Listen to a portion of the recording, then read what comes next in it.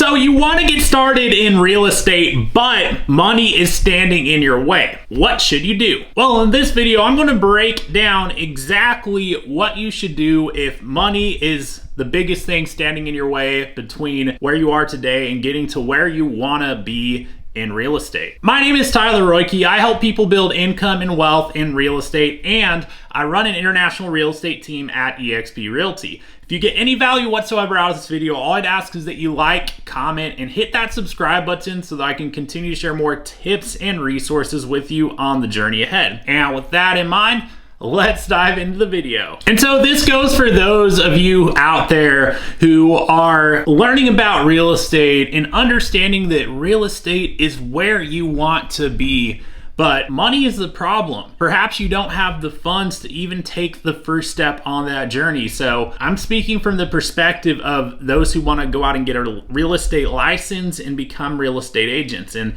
obviously, there's other avenues of real estate that you could get into. I'll save those for another time, perhaps another video. But in terms of getting a real estate license and getting started as an agent, it's important to know what it is you're getting into if you're not already familiar with all of the costs of it. And so first thing you want to do, if you haven't already done this, is get to know those costs. That way you can start budgeting for what it is that you need in terms of the expenses that it's going to take to get you started, which first and foremost, you need to go out and start the licensing process. And the good news about that is, although there are various fees associated with obtaining a real estate license and getting started as a real estate agent, to take that first step, it's usually only one fee that you're going to pay, which is the cost of your pre-licensing course, which if you need a connection on that and you want to save some money in the process, I can probably help and get you connected with the course provider that we could do that with. So feel free to reach out,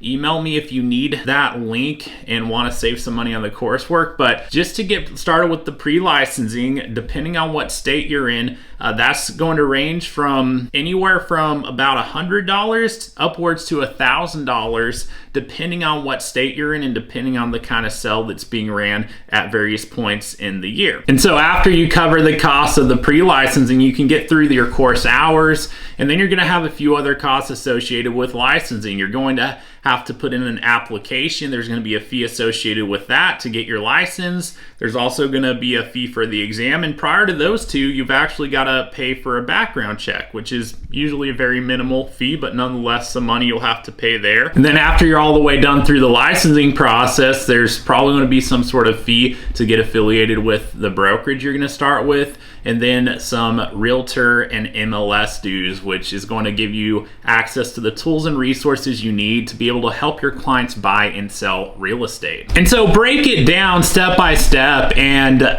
get to a position where you can get started with the first step as soon as possible. And as you're working through your pre-licensing course hours, you can work on getting the funds together you'll need for the steps that will come after that point. Which brings me to what to actually do to put yourself in a position where you have those funds to get started on the process and to follow through and get through the process to where you're working as an agent and able to put yourself in a position where you have an opportunity for real estate to be a stream of revenue and income for you in life. All right, so here's the key to getting the money. Just getting right to it. You've got to be willing to do whatever it takes to put yourself in a position to where you can have that opportunity. That means you've got to get resourceful. What can you do to potentially increase your income right now and or cut your expenses? So look at your current job, your current situation. Can you put in extra hours? Can you go get a second job, maybe a gig or some side work? Like, what can you do to get some extra money together so that you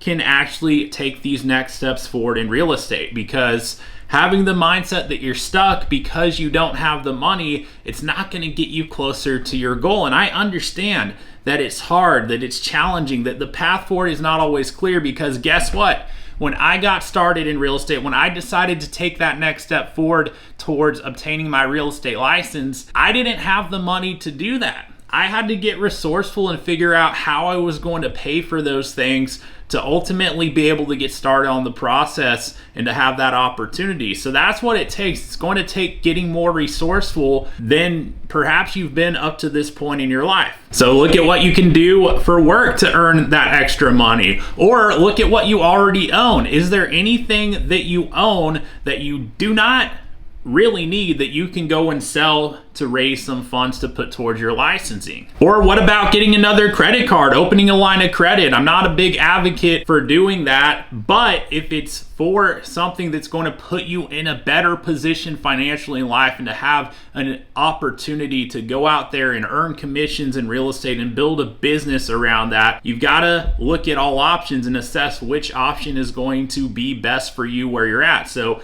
maybe it's that. Or what about borrowing money from a friend, from a family member, from anyone who is willing to take that risk on you? But just know that if you do that, you've got to repay what you've borrowed. You cannot have a mindset that maybe it doesn't work, or maybe, no, whatever it takes, you've got to have a mindset that you're going to pay it back on the timeline in terms that you agreed to when you borrowed it. And that goes for the same with the credit, with whatever it is you do. I'm saying all this in the context of you are doing honest work, you're doing good work, you're doing legal, ethical work to get that extra money, or you're going to do the right thing if you need to borrow the money to have that opportunity. That's what I'm saying in the context of those two things. If you're thinking or wanting to do otherwise, quite frankly, I'm not here to help you. But for those who want to do the right thing, who want to be positive, who want to help other people, that's who I'm speaking to right now.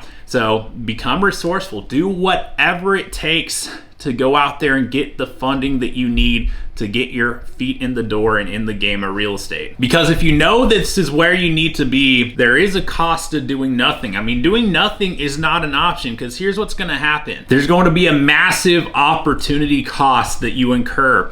And that cost is what it's going to cost you over the course of time by not moving more quickly to put yourself in a position where you can have an opportunity to win in this game. Because if you're not doing everything you possibly can today to get into the game, that means you're not putting your time towards its highest and best use to positioning yourself not just for today, but for the future. And that's what's so powerful about real estate, is you truly have an opportunity to put yourself in the best position to actually build a future by being in this business and by being in an area where you have potential for growth, where you have, not a ceiling on your earnings capability, where you can get paid based on your results and not just based on your time. Because guess what? We have a finite amount of time.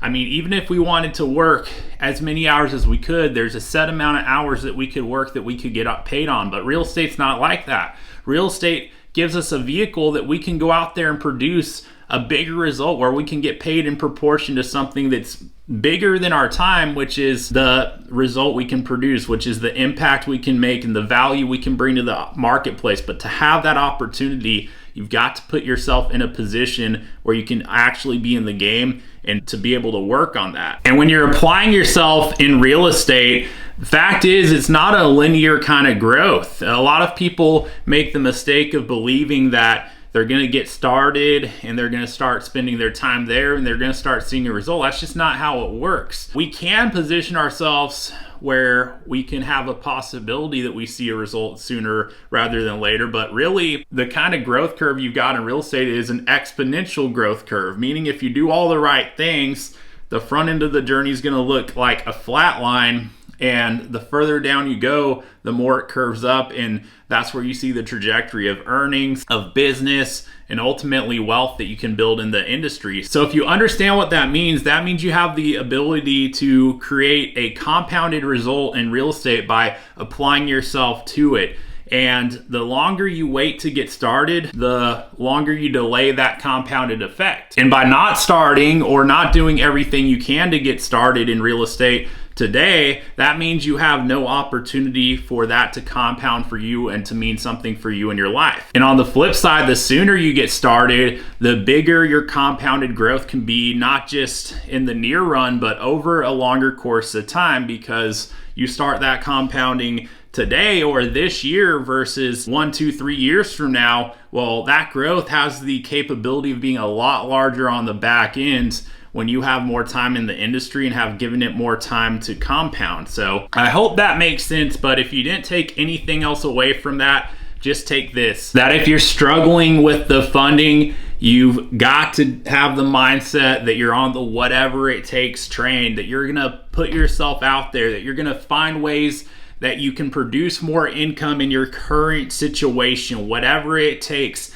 more hours, more work, more a second job, a side gig, whatever it takes, and or cut expenses. Is there anything that you don't need to spend money on right now that you can take that savings and put it towards getting you into real estate? Because in most situations, we're not talking about thousands and thousands of dollars. We're talking about, increments of $100 to $300, depending on what it is and where you are, and working on that over the course of a few months to get you started in the process. So what can we do in the meantime to add $100, $200, $300, $400 a month to your income and or cut your expenses by the same amount wherever possible? And beyond that, how else can we get resourceful? Who can we borrow from? What can we do to put ourselves in a position where we can get in the game? Because we can't afford to wait. We can't afford to not do something. We got to be proactive about it, and we got to give ourselves that opportunity to have compounded growth like what we can get in real estate. So I hope that helps, and more importantly, I hope that you move on it and do something with it. And so if you got value out of this video, if it fired you up, if nothing else, go ahead and drop a like on the video. Make sure you're subscribed, because I want to continue to be able to share more tips with you in the time ahead. And if there's anything I can do to help you with the next steps forward on your journey in real estate, go ahead and reach out. You'll find my email and some other helpful tips and resources for you in the description below. And with that being said, thank you for watching the video, and until next time, I'll look forward to seeing you on the next video.